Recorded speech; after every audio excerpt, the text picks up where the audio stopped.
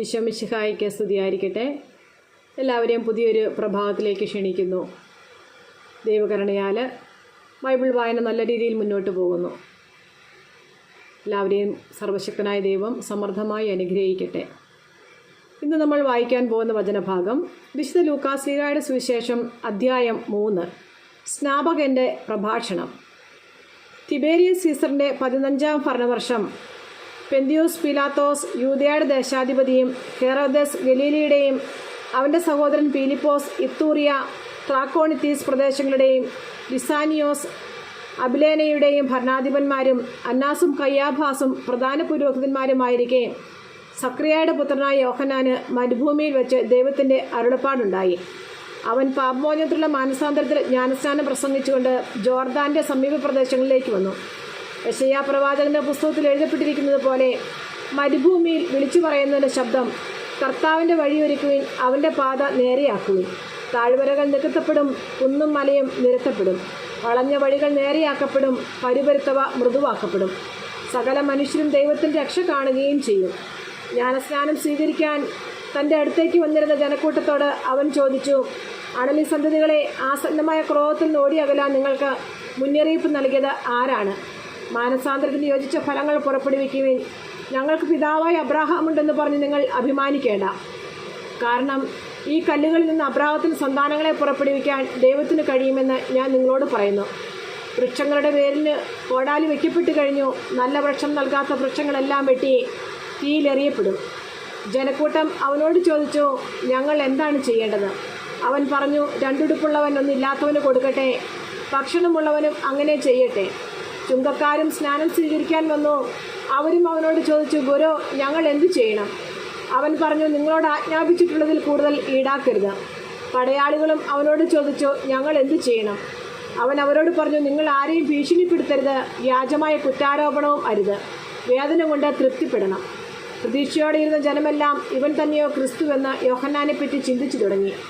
യോഹന്നാൻ അവരോട് പറഞ്ഞു, ഞാൻ ജലം കൊണ്ട് സ്നാനം നൽകുന്നു, എന്നാൽ എന്നേക്കാൾ ശക്തനായ ഒരുവൻ വരുന്നു. അവൻ്റെ ചെരുപ്പിൻ്റെ കെട്ടഴിക്കാൻ പോലും ഞാൻ യോഗ്യനല്ല.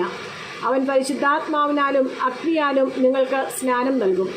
വീശുമുറം അവൻ്റെ കയ്യിലുണ്ട്. അവൻ കളം വെടിപ്പാക്കി ഗോതമ്പ് അറപ്പുരയിൽ ശേഖരിക്കുകയും പതിര് കെടാത്ത തീയിൽ ദഹിപ്പിക്കുകയും ചെയ്യും. ഇതുപോലെ മറ്റു പല ഉദ്ബോധനങ്ങളുടെയും അവൻ ജനത്തെ സദ്വാർത്ത അറിയിച്ചു. യോഹന്നാൻ കാരാഗൃഹത്തിൽ. യോഹന്നാൻ ഹെറോദസ് രാജാവിനെ അവൻ്റെ സഹോദര ഭാര്യയായ ഹെറോദിയ നിമിത്തവും അവൻ ചെയ്തിരുന്ന മറ്റെല്ലാ ദുഷ്കൃത്യങ്ങളുടെ പേരിലും കഠിനമായി കുറ്റപ്പെടുത്തിയിരുന്നു. തൽഫലമായി ഹെറോദസ് യോഹന്നാനെ കാരാഗൃഹത്തിലടച്ചു. അങ്ങനെ തൻ്റെ തിന്മകളുടെ എണ്ണം ഒന്നുകൂടി വർദ്ധിപ്പിച്ചു. യേശുവിൻ്റെ ജ്ഞാനസ്നാനം. ജനം സ്നാനം സ്വീകരിച്ചു കൊണ്ടിരിക്കുമ്പോൾ യേശുവും വന്ന് സ്നാനമേറ്റു. അവൻ പ്രാർത്ഥിച്ചു കൊണ്ടിരിക്കുമ്പോൾ സ്വർഗം തുറക്കപ്പെട്ടു. പരിശുദ്ധാത്മാവ് പ്രാവിൻ്റെ രൂപത്തിൽ അവൻ്റെ മേൽ ഇറങ്ങി വന്നു. സ്വർഗത്തിൽ നിന്നൊരു സ്വരവുമുണ്ടായി, നീ എൻ്റെ പ്രിയപുത്രൻ, നിന്നിൽ ഞാൻ പ്രസാദിച്ചിരിക്കുന്നു. യേശുവിൻ്റെ വംശാവലി. പരസ്യജീവിതം ആരംഭിക്കുമ്പോൾ യേശുവിന് ഏകദേശം 30 വയസ്സ് പ്രായമായിരുന്നു.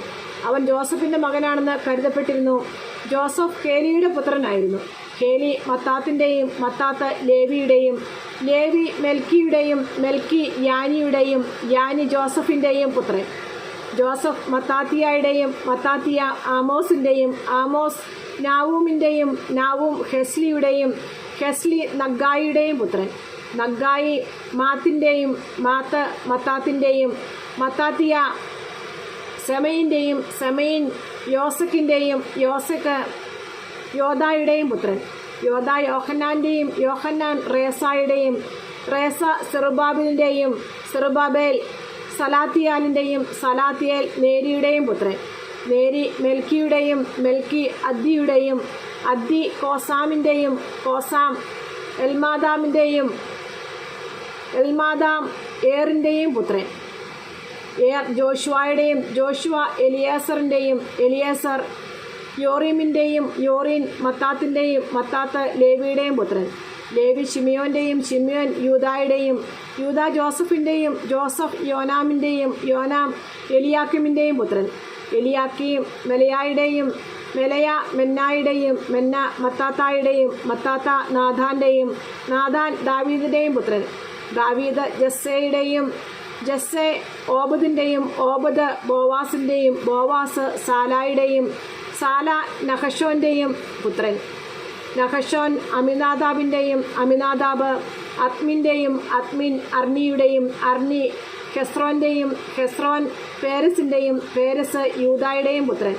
യൂദ യാക്കോബിൻ്റെയും യാക്കോബ് ഇസഹാക്കിൻ്റെയും ഇസഹാക്ക് അബ്രാഹത്തിൻ്റെയും അബ്രാഹാം തേരായുടെയും തേര നാഹോറിൻ്റെയും പുത്രൻ.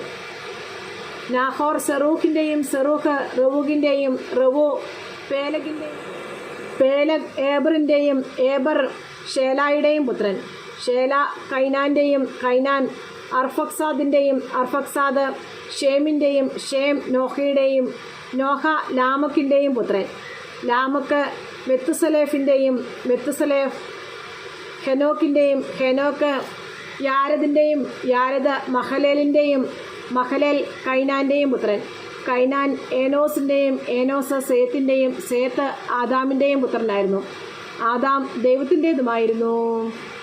നമ്മുടെ കർത്താവായ യേശു മിശിഹായ്ക്ക് സ്തുതി. സങ്കീർത്തന പുസ്തകത്തിലുള്ള വായന. അധ്യായം 47. ജനതകളുടെ മേൽ വാഴുന്ന ദൈവം. ജനതകളെ കരഘോഷം മുഴക്കുവീൻ, ദൈവത്തിൻ്റെ മുമ്പിൽ ആഹ്ലാദാരവും മുഴക്കുവീൻ. അത്യുന്നതനായ കർത്താവ് ഭീതിതനാണ്. അവിടുന്ന് ഭൂമി മുഴുവൻ്റെയും രാജാവാണ്. അവിടുന്ന് രാജ്യങ്ങളുടെ മേൽ നമുക്ക് വിജയം നേടിത്തന്നു. ജനതകളെ നമ്മുടെ കാൽ കീഴിലാക്കി. അവിടുന്ന് നമ്മുടെ അവകാശം തിരഞ്ഞെടുത്തു തന്നു. താൻ സ്നേഹിക്കുന്ന യാക്കോബിൻ്റെ അഭിമാനം തന്നെ. ജയഘോഷത്തോടും കാഹളനാദത്തോടും കൂടെ ദൈവമായ കർത്താവ് ആരോഹണം ചെയ്തു. ദൈവത്തെ പാടിപ്പുകഴ്ത്തുവീൻ, സ്തോത്രങ്ങൾ ആലപിക്കുവീൻ. നമ്മുടെ രാജാവിന് സ്തുതികൾ ഉതിർക്കുവീൻ, കീർത്തനങ്ങൾ ആലപിക്കുവീൻ. ദൈവം ഭൂമി മുഴുവൻ്റെയും രാജാവാണ്. സങ്കീർത്തനം കൊണ്ട് അവിടുത്തെ സ്തുതിക്കുവീൻ. ദൈവം ജനതകളുടെ മേൽ വാഴുന്നു. അവിടുന്ന് തൻ്റെ പരിശുദ്ധ സിംഹാസനത്തിലിരിക്കുന്നു. അബ്രാഹത്തിൻ്റെ ദൈവത്തിൻ്റെ ജനത്തെപ്പോലെ ജനതകളുടെ പ്രഭുക്കന്മാർ ഒരുമിച്ച് കൂടുന്നു. ഭൂമിയുടെ രക്ഷാകവചങ്ങൾ ദൈവത്തിന് അധീനമാണ്. അവിടുന്ന് മഹോന്നതനാണ്. ദൈവമായ കർത്താവിന് സ്തുതി.